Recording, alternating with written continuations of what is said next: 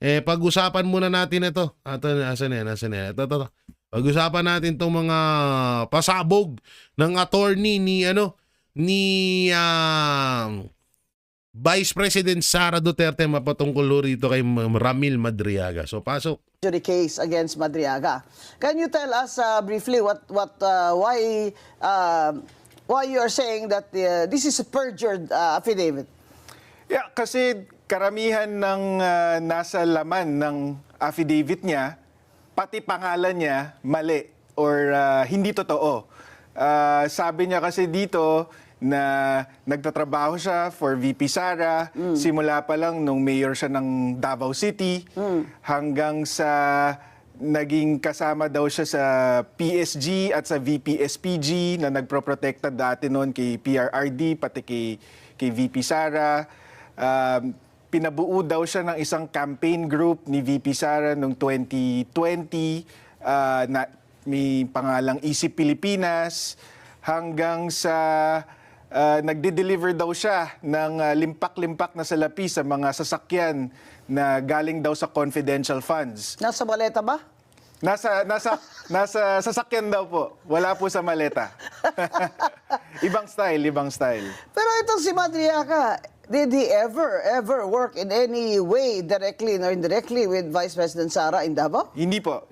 We have, hindi lang po sa Davao City, we have certifications from the Davao City Local Government, the Presidential Security Group, the Vice Presidential Security and Protection okay. Group, So, Department of Education, and even the Office of the Vice President. Wala po siyang connection sa hindi mga ba ito si opisina. Madriaga ngayon nasa kulungan? Opo. Anong kaso, attorney? For kidnapping for ransom. Aba, bongga. Bongga palang kaso nitong Madriaga.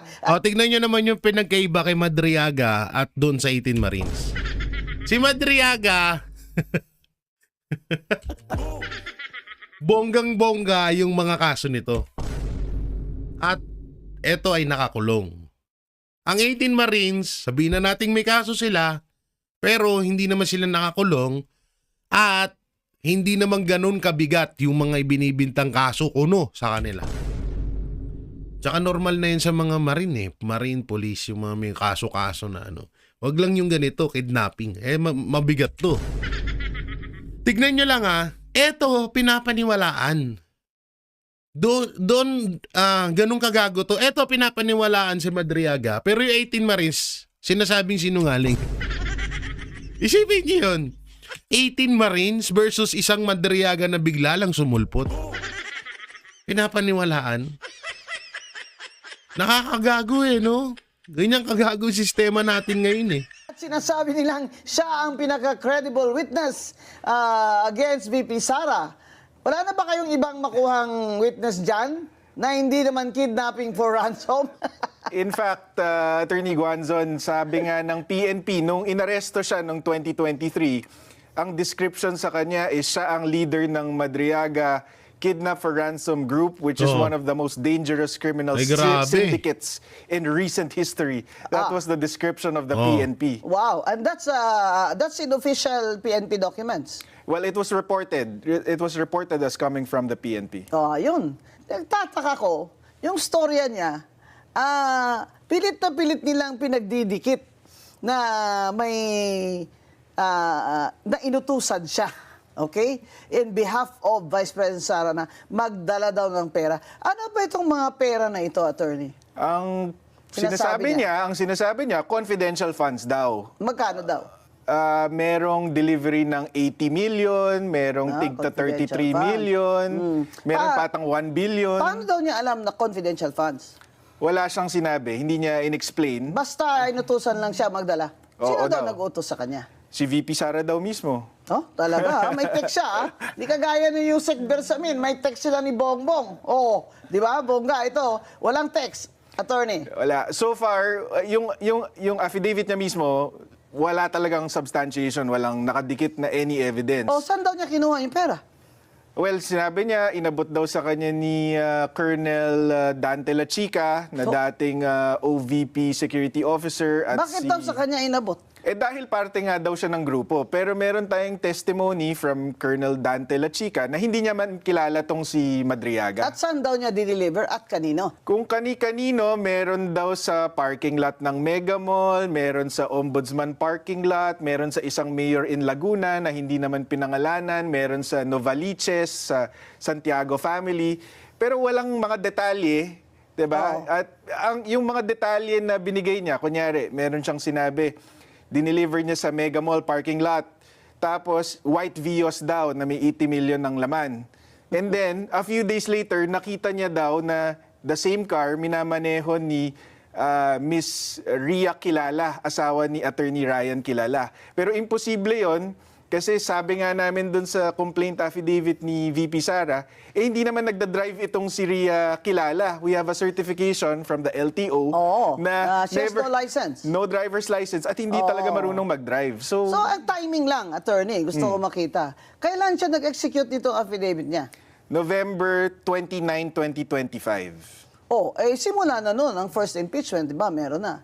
Tapos na. Voided na ang first Oo, impeachment. tapos na. Tapos, at saka siya ngayon, sa November siya. Bakit daw ngayon lang siya nag-affidavit niyan?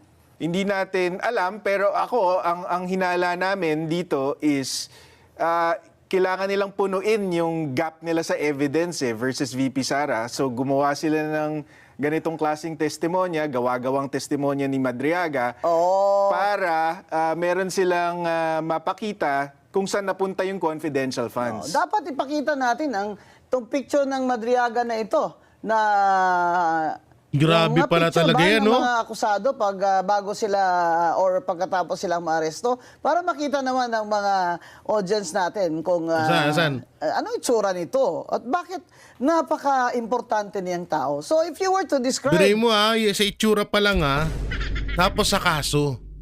Sobrang tanga naman ni BP Sara. Nauutusan niya tong taong to na magdala ng pera doon. Di ba?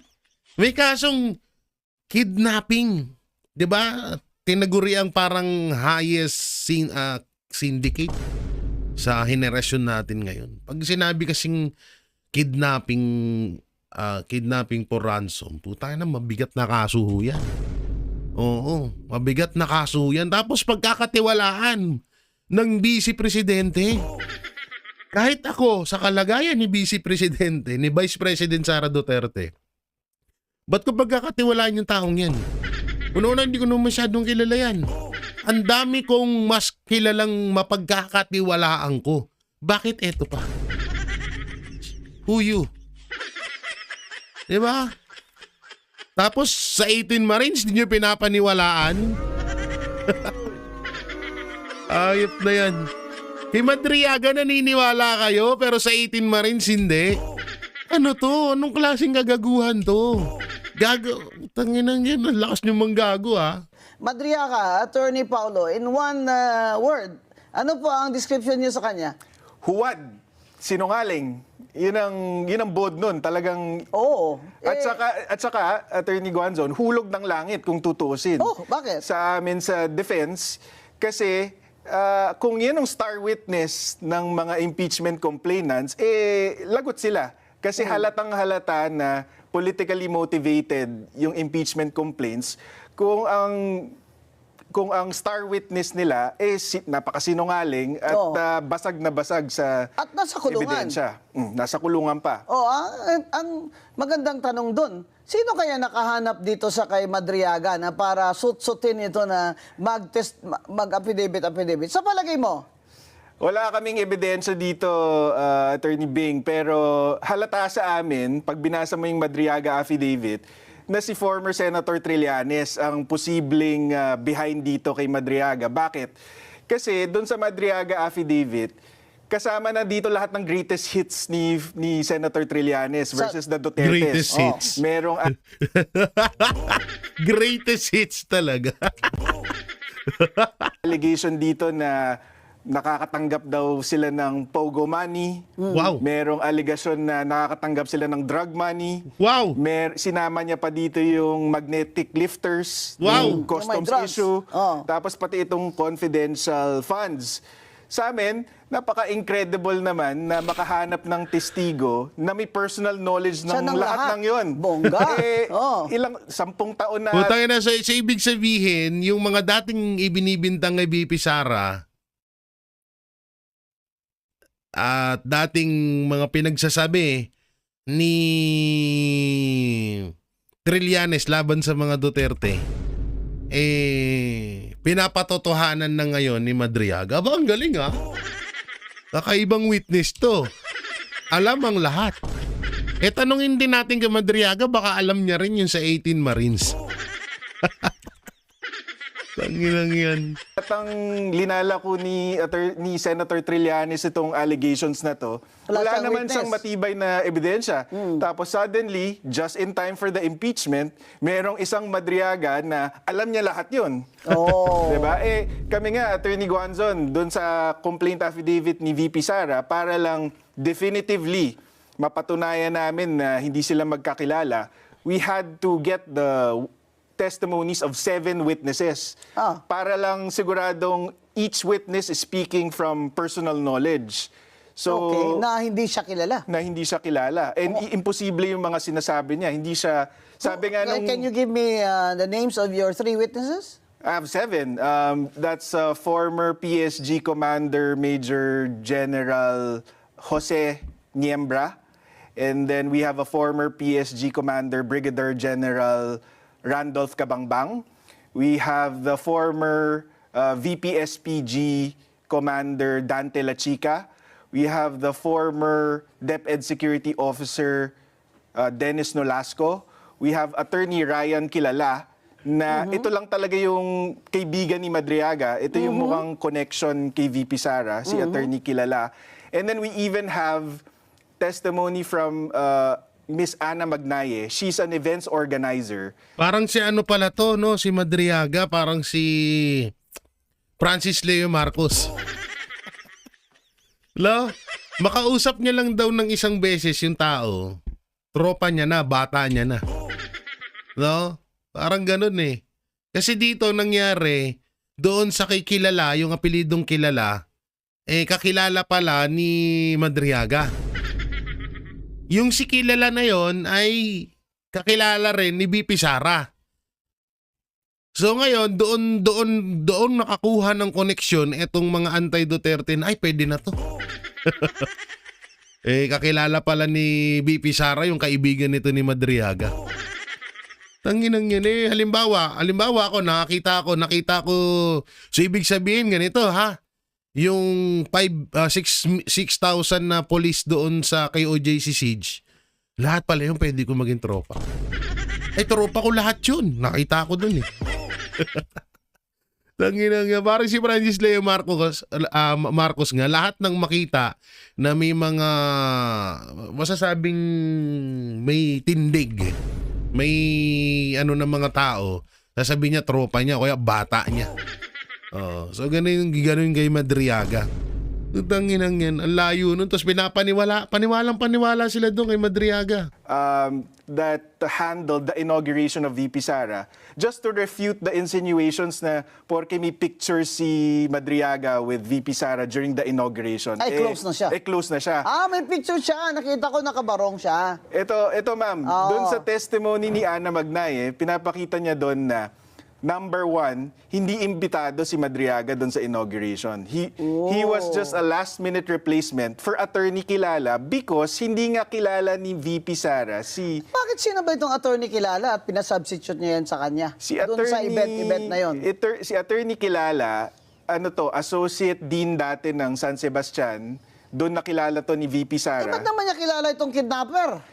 Because itong si Madriaga, na-convict na to actually before, in the early 2000s, for another kidnapping, for a separate kidnapping. Kliyente ba ni attorney kakilala? Hindi po, pero ang nag-handle po ng appeal niya sa Supreme Court ay yung San Sebastian Legal Aid. I see. So doon niya nakilala itong si Attorney Ryan Kilala. Siya, indigent client. Yes. Oh. So na-acquit siya doon, naging malapit siya sa mga staff, faculty ng San Sebastian Law kasama itong si Attorney Kilala. Ginawa siyang parang alalay.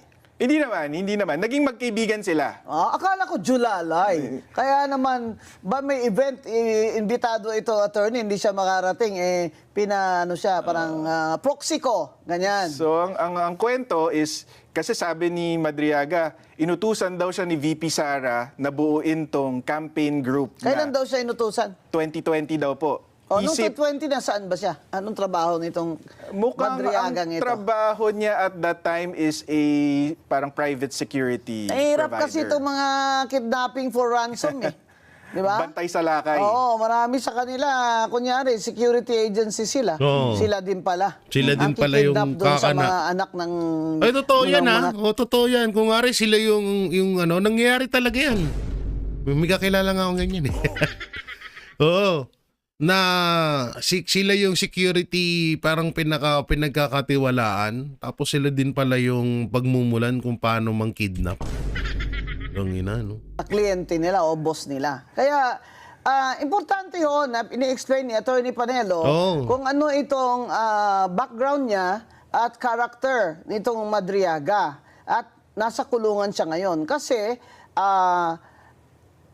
they are proving in the perjury case not only that nagsisinungaling itong si Madriaga, kung hindi aside from that na somebody is he is a puppet and somebody is pulling the strings. Kasi kung titingnan mo, bakit naman si Madriaga bigla na lang susulpot ng ganyan, Tama. wala siya makukuha, di ba? oo. The fact na nagkikidnapping for ransom siya, he is attracted to money. Oo. Di ba? Ano ito? Out of his good conscience, mag-affidavit siya laban kay BP Sara dahil ano siya?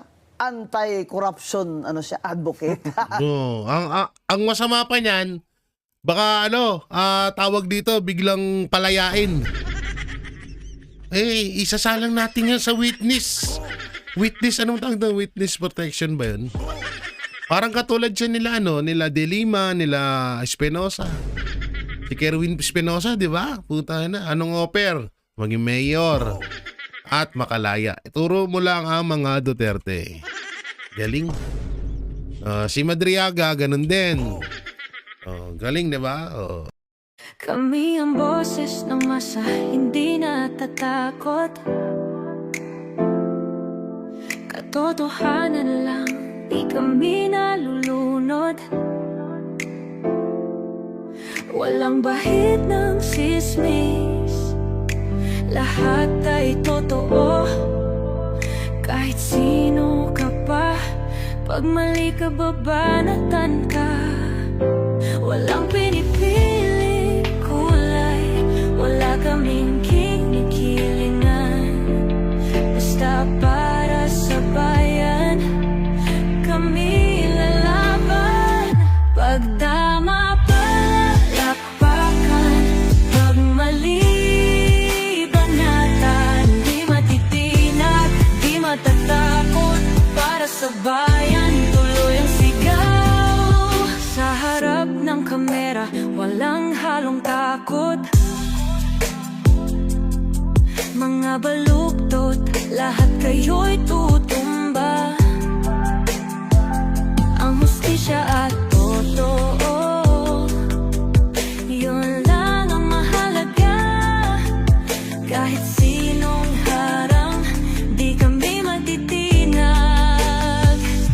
Walang pinipiling kulay, wala kaming kinikilingan. Basta para sa bayan, kami lalaban. Pag tama palakpakan, pag mali banatan. Di matitinag, di matatakot, para sa bayan tuloy ang sigaw. Kung nasa tama ka, ikaw ay aming kasama.